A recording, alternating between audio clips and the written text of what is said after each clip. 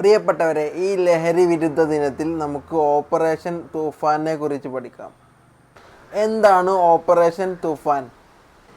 കേരള സർക്കാരും കേരള പോലീസും ചേർന്ന് സംസ്ഥാനത്ത് വർദ്ധിച്ചു വരുന്ന മയക്കുമരുന്ന് വ്യാപനത്തിനെതിരെ ആരംഭിച്ച വിപുലമായ പ്രത്യേക ദൗത്യമാണ് operation Toofan the narco hunt. നിലവിലെ കേരള ആഭ്യന്തരമന്ത്രിയായ ശ്രീ രമേശ് ചെന്നിത്തലയാണ് ഈ പദ്ധതി പ്രഖ്യാപിച്ചത്. പ്രഖ്യാപിച്ച തീയതി 2026 മെയ് 23, ആരംഭിച്ചത് 2026 ജൂൺ 1.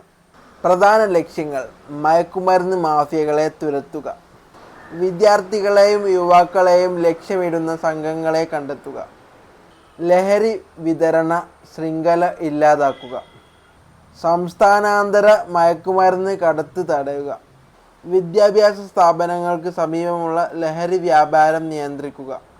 ഓപ്പറേഷൻ തൂഫാൻ്റെ 4 ഘടകങ്ങൾ. തൂഫാൻ സ്ട്രൈക്ക്: രഹസ്യ വിവരങ്ങളുടെ അടിസ്ഥാനത്തിൽ പരിശോധനകളും റെയ്ഡുകളും. തൂഫാൻ കെയർ: ലഹരി ഉപയോഗിക്കുന്നവർക്കുള്ള ചികിത്സയും പുനരധിവാസവും.